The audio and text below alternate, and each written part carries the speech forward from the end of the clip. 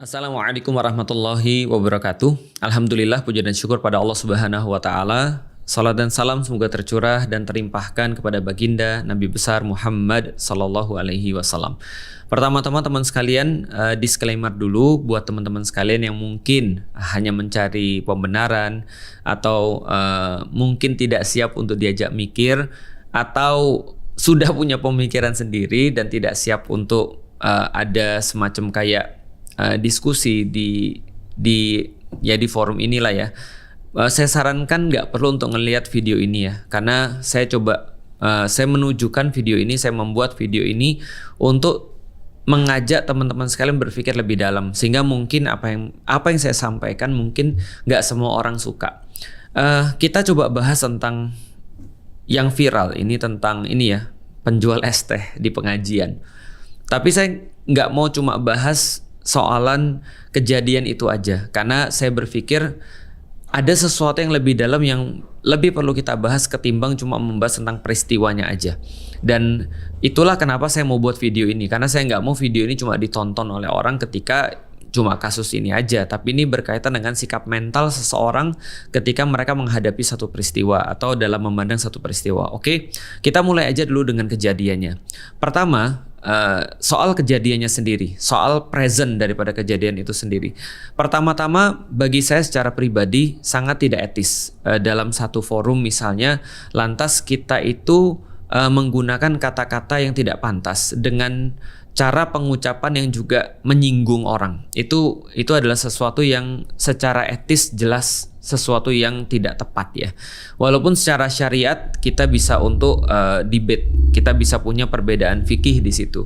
Bahwa secara syariah ada yang bilang boleh, ada yang bilang nggak boleh, ya itu udahlah ya, namanya juga pendapat fikih.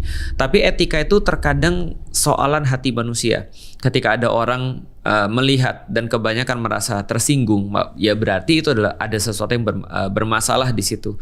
Jadi menggunakan kata-kata misalnya goblok atau kata-kata tolol atau kata-kata bodoh dan seterusnya di dalam forum yang ditujukan pada seseorang yang spesifik, itu menurut saya tidak etis. Andai pun kita ingin mencontohkan, maka biasanya dicontohkan ya anonim kan gitu kan ya. Misalnya contoh, siapapun yang mereka itu menyakiti istrinya, pakai kekerasan dalam rumah tangga, itu pasti bajigur. Nah, itu tidak ada masalah karena yang disindir itu anonim, tapi menunjuk orang itu termasuk salah satu yang problematis dalam pandangan saya. Dan tentu saja setiap namanya cara berbicara, karena cara berbicara itu adalah bagian daripada seni dan juga budaya. Tentu saja saya juga nggak bisa menyalahkan kalau penggunaan kata-kata itu digunakan ketika dalam level terbatas atau dalam level pertemanan, karena kadang-kadang orang berteman itu ngomongnya ya bebas. Kadang-kadang ngomongnya ya kayak kemarin ketika saya ketemu dengan orang-orang Bandung, itu mereka memasukkan kata-kata ya titik-titik itu ya, itu menjadi satu bagian daripada kalimat gitu maksudnya. Jadi untuk merasa asik, untuk merasa happy dan seterusnya. Nah, itu mereka menggunakan kata-kata itu yang kadang-kadang kalau dilihat oleh orang yang bukan circle-nya itu kelihatan kayak kasar, padahal bagi mereka itu adalah sebuah seni dalam berbicara dan seni dalam berteman. Nah, itu adalah salah satu perbedaan lagi. Artinya tadi balik lagi ya, walaupun tetap aja secara etis tadi ya, kalau dalam pengajian misalnya, saya secara pribadi benar-benar mencoba untuk menghindari perkara-perkara yang tidak etis dalam kajian, apalagi tadi judulnya adalah kajian. Itu yang pertama. Nah, yang kedua, saya pengen bahas tentang masalah sebelum kejadian ini. Nah, ini adalah masalah pasnya yang coba untuk kita bahas dan kita coba untuk lebih in depth mengerti tentang kenapa ini bisa terjadi. Jadi gini ya, kalau saya nggak salah baca, saya membaca bahwasanya dalam kasus ini yang dimaksud di dalam kasus ini kan Gus Miftah. Gus Miftah itu dalam pengajian-pengajian yang lain dia juga sering memborong dagangan-dagangan orang. Jadi dia sering memborong dagangan orang yang datang ke pengajiannya, lalu kemudian dia ngabisin melariskan orang-orang yang jualan di sana.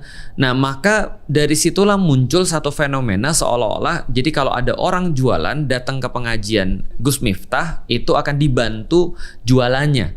Nah, saya melihat itu yang akhirnya menjadikan sebuah trigger bahwa ada seorang bapak-bapak, walaupun sekali lagi Saya tidak mengatakan bahwasanya walaupun saya menceritakan latar belakang ini lantas jadi pantas untuk mengucapkan kata-kata tadi. Itu udah kita selesaikan di poin pertama. Poin keduanya adalah saya membahas kenapa fenomena ini bisa terjadi. Jadi kenapa ada bapak-bapak datang lalu kemudian dia berharap agar dagangannya laris di situ. Nah, ini adalah satu sikap mental yang dibentuk oleh kejadian-kejadian sebelumnya. Misal, ketika Gus Miftah melariskan dagangan orang, beliin misalnya minuman untuk orang-orang yang ada di pengajiannya, dan saya lihat juga itu banyak terjadi di tempat-tempat yang lain oleh ustadz-ustadz yang lain juga.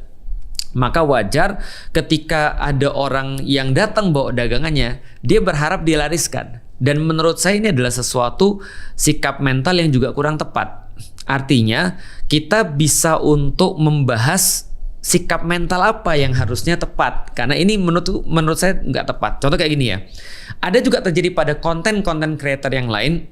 Mungkin teman-teman juga sudah tahu dan pasti menyadari ada banyak konten creator yang lain yang menjadikan kesulitan sebagai komoditas. Jadi mereka itu menjadikan orang-orang yang minta-minta, menjadikan orang-orang yang jualan, menjadikan orang-orang yang seolah-olah susah itu menjadi komoditas untuk menaikkan konten-konten mereka dan menaikkan exposure di dalam akun mereka.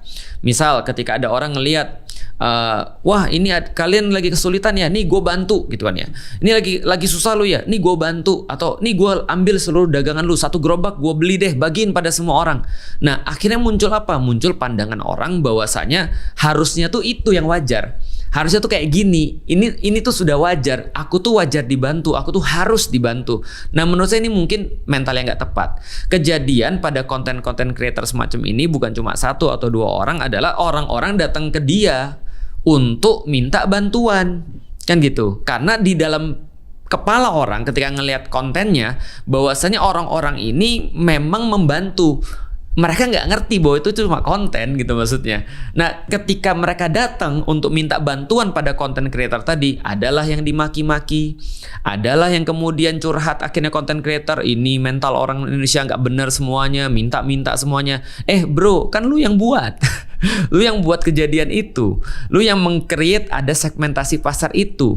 Nah maka ketika orang-orang ini akhirnya menjadi berharap pada orang-orang yang membantu itu, jadinya kemudian di komen juga, akhirnya dijadiin problematis juga. Padahal yang meng-create itu adalah justru para konten creator yang tadi. Contoh misalnya ya, kayak gini nih, ada konten creator yang bikin di Instagramnya, siapapun yang mau aku bantu, aku mau giveaway nih 2 juta buat kalian. Coba sampein kesulitan-kesulitan kalian sehingga aku harus giveaway kepada kalian. Dalam kepala orang apa? Oh dia bisa bantu orang.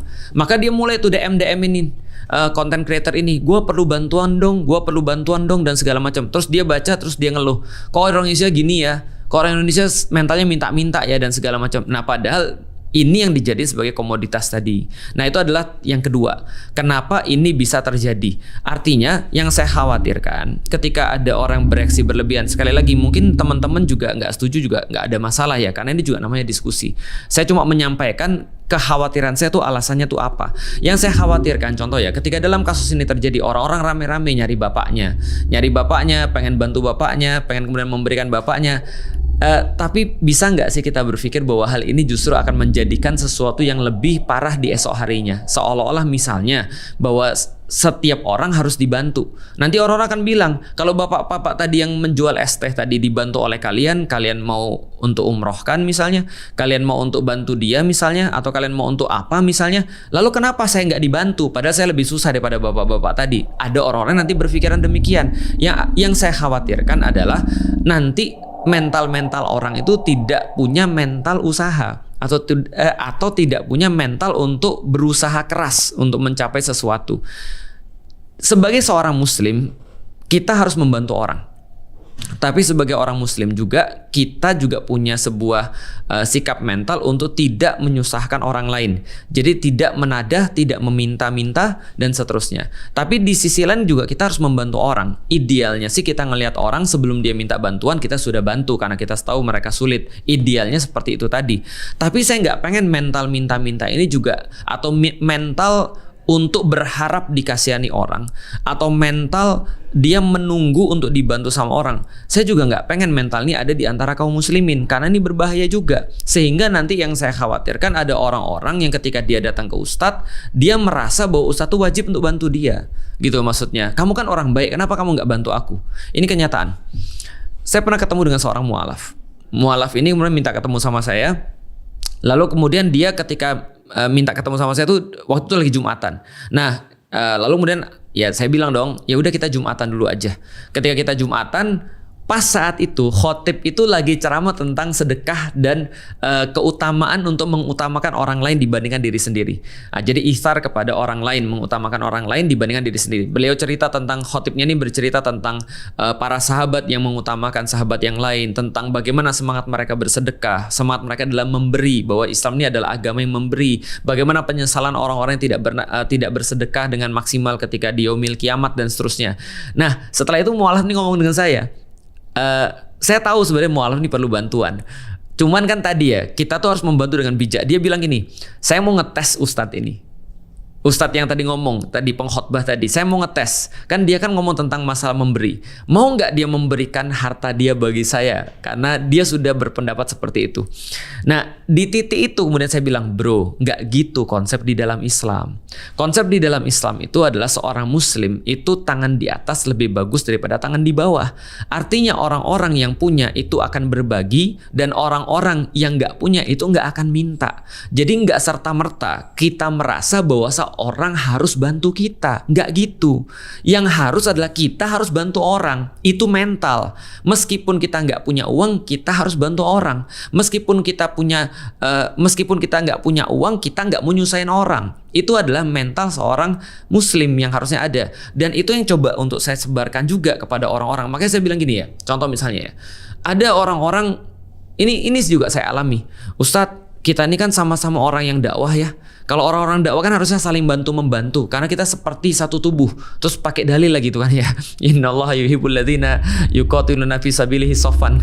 Gitu kan ya, ka'annahum bunyanun marsus. Sesungguhnya Allah menyukai orang-orang yang kemudian berperang di jalannya, berjuang di jalannya dengan cara seperti bersatu, seolah-olah mereka seperti batu bata yang bersusun kan gitu kan ya, atau seperti bangunan yang bersusun. Artinya kita tuh kan satu tubuh, Ustaz. Rasul juga bilang kita satu tubuh. Nah, kalau kita satu tubuh, apalagi kita sama-sama orang dakwah, masa sih kita nggak saling membantu? Nah, ini tolong Ustadz, ini saya lagi ada anak-anak belum bayar sekolah, tolong Ustadz ini dibantu karena kita tuh satu tubuh. Saya bilang gini, dalil itu bukan untuk dieksploitasi untuk kepentingan sendiri, tapi sebenarnya untuk kepentingan orang lain, bukan untuk kita. Karena saya bilang, bro, mohon maaf, kalau saya punya anak, lantas anak saya terus kemudian saya nggak mampu untuk biayain sekolah, mohon maaf, saya akan berhentiin anak saya dari sekolah. Kenapa? Simple. Karena saya punya pilihan untuk anak saya sekolah atau tidak. Gitu loh maksudnya. Artinya ini penting banget soalan mental. Makanya kalau kita sekarang udah menunjukkan rame-rame untuk kemudian menolong bapak tadi, itu bagus. Cuma tolong dipikirkan caranya biar nggak memunculkan masalah yang baru. Karena nanti kalau semua itu terjadi, ini sampai kapan kita mau melakukan ini? Mau melakukan dalam tanda kutip so-called menjadi pahlawan ini mau sampai kapan? Kita nggak nyentuh akar masalahnya apa. Kalau setiap orang-orang miskin itu harus diurus oleh orang-orang muslim, itu juga bukan yang menjadi solusi yang diberikan di dalam agama. Karena agama itu memberikan solusi berdasarkan permasalahannya sendiri-sendiri. Artinya permasalahan kemiskinan yang ada di Indonesia, coba bayangkan berapa banyak, dan kezoliman yang terjadi di Indonesia, kalau semua diserahkan pada individu dan komunitas untuk bisa menyelesaikan permasalahan itu, maka itu nggak akan selesai, gitu maksudnya. Akhirnya inilah coba kita pikirkan. Ingat ya, hal yang seperti ini tadi ya, ketika Gus Miftah tadi bilang perkara-perkara yang mungkin nggak etis bagi kita, itu kita udah jelas bahwa itu adalah sesuatu yang tidak etis, dan itu adalah sesuatu yang harusnya tidak dilakukan. Tapi kita harus tahu juga bahwasanya ini muncul daripada tadi sikap mental yang tadi, karena sudah terbiasa orang-orang diborong jualannya sudah biasa diborong, terus kemudian dagangannya mereka merasa setiap kali datang mereka harus dibantu penjualannya atau harus diborong penjualannya. Nah, ini mental yang nggak boleh ada. Kalau mental orang pengusaha seharusnya seperti apa? Ya udah, dia datang, dia berusaha dengan semaksimal mungkin. Kalau andaikan pada saat itu ustadznya mau membeli lalu kemudian untuk menggratiskan pada jamaahnya, berarti itu kebaikan daripada ustadznya, bukan sebuah kewajiban yang harus dilakukan. Jadi ini sikap mental juga harus saya kritik. Itu yang kedua. Yang ketiga, teman-teman sekalian, efek daripada kejadian ini. Efek daripada kejadian ini, orang bilang, nah itulah kenapa orang-orang tuh harusnya tidak dibodohi oleh agama. Saya bilang bukan dibodohi oleh agama. Agama itu sudah saya sampaikan dalam banyak sekali kesempatan, agama itu mencerdaskan. Agama itu mencerdaskan orang. Dan salah satu kemudian kualifikasi untuk orang beragama itu harus mikir. Ketika mereka mikir dikit aja, maka agama itu cocok bagi mereka dan agama akan mencerdaskan mereka. Jadi agama itu tidak pernah membodohi orang. Yang membodohi orang itu manusia. Ingat bahwa agama tidak pernah membodohi orang. Yang membodohi orang itu adalah manusia. Manusia bisa membodohi orang, tapi agama nggak mungkin membodohi orang. Karena agama itu mencerdaskan. Coba lihat bagaimana kemudian orang-orang yang ada di Arab sebelum datangnya Islam, yang ada di Jazirah Arab atau di Hijaz atau di Mekah dan di Madinah, sebelum datangnya Islam, itulah mereka disebut dengan jahil, mereka disebut dengan bodoh. Nah, ketika Islam datang, Islam mencoba untuk mengajarkan mereka berpikir kritis. Coba pikir kritis, apa bedanya antara laki-laki dan perempuan? Kenapa laki-laki lu pelihara, perempuan lu bunuh, kan gitu kan ya? Coba berpikir kritis, apa sih kemudian yang menjadi keutamaan antara orang-orang Arab dibandingkan orang-orang Ajam yang selain Arab? Kenapa kalian menjadikan kulit hitam itu budak? Padahal mereka terlahir sama-sama terlahir dari seorang ibu, dari kemaluan gitu kan ya. Lalu kemudian mereka kenapa dibedakan berdasarkan dengan warna kulit? Itu berpikir kritis yang diajarkan oleh Islam. Kenapa kalian menjauhi perempuan pas lagi haid? Yang penyakit itu bukan masalah perempuannya, tapi mungkin ada darah kotornya, itu yang problematis. Ini adalah diajarkan oleh Islam. Jadi Islam sebenarnya mencerdaskan, agama itu mencerdaskan, yang membodohi itu manusia. Maka manusia membodohi manusia yang lain dengan seolah-olah bertingkah bahwa dia ngerti agama. Itu sebenarnya. Jadi bukan dibodohi oleh Islam atau dibodohi oleh agama. Saya agak kurang setuju dengan pendapat atau dengan anggapan seperti itu, seolah-olah ya itulah di Indonesia makanya kita tuh jangan mau dibodohi oleh agama. Enggak sih, saya enggak setuju dengan itu. Lalu terus bagaimana kemudian kita menyikapi? Jadi gini ya, cobalah berpikir untuk konstruktif. Kalau Anda nggak suka dengan perbuatan seseorang, udah ditinggalin aja. Kalau Anda nggak suka dengan cara seseorang dalam merespon sesuatu, misal dalam kasus ini misalnya Gus Miftah misalnya, ya udah ditinggalkan aja. Kita nggak perlu untuk menghujat.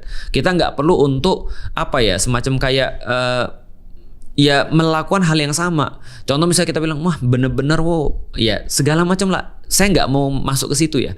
Artinya kalau kita nggak suka, kita lebih konstruktif aja. Berarti idealnya pengajian menurutmu seperti apa? Kalau idealnya menurutmu pengajian adalah harusnya mengajak orang untuk berpikir kritis, ya ayo kita bantu orang-orang yang kita anggap menaikkan berpikir kritis dalam kajian-kajian. Kalau misalnya menurut kita kajian itu harusnya mengajarkan agar akhlak kita lebih baik, ayo kita bantu orang-orang yang kita anggap bisa mengajarkan akhlak yang lebih baik di dalam pengajian-pengajiannya. Artinya menurut saya tidak perlu untuk kita terlalu menghabiskan waktu kita dan kita terlalu capek untuk membahas atau bahkan melakukan hal-hal yang kontraproduktif seperti ikut menghina, seperti ikut misuh dan seterusnya. Ya udah cukup kalau kita nggak suka ya kita support aja yang kita suka atau kita buat sesuatu yang kita suka. Nah menurut saya sih lebih bagus seperti itu sih. Sekali lagi tentu saja nggak ada masalah dalam berbeda pendapat ya. Artinya termasuk perkara-perkara tadi yang sensitif tadi ya, soalan yang kedua tadi tentang bagaimana sikap mental yang seharusnya. Karena saya juga berpikir tidak bagus ketika orang tuh dapat bantuan terus-menerus. Karena ingat setiap bantuan termasuk bantuan langsung tunai itu ataupun bantuan apapun itu setiap kali bantuan yang bersifat free atau bersifat effortless itu datang, itu merenggut orang untuk efforts dalam sesuatu. Makanya orang-orang kan ada yang bilang dalam satu pepatah, kalau engkau kasih orang sekali dia akan berterima kasih. Kalau engkau kasih orang 2 kali dia akan merasa biasa. Kalau engkau kasih orang 3 kali dia akan expecting.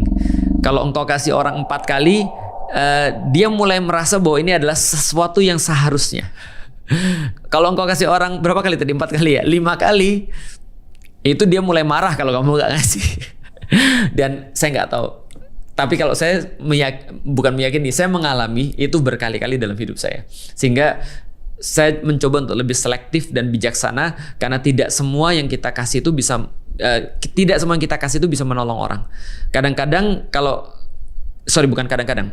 sering kali mendidik mental seseorang itu lebih penting daripada memberikan dia sesuatu yang bersifat fisik. Kalau kita sudah berhasil mendidik seseorang dengan sesuatu yang bersifat mental, maka dia akan berterima kasih mau berapa kali pun kita berikan. Nah, jadi kira-kira itu aja. Semoga bermanfaat. Mohon maaf kalau saya ada salah. Assalamualaikum warahmatullahi wabarakatuh.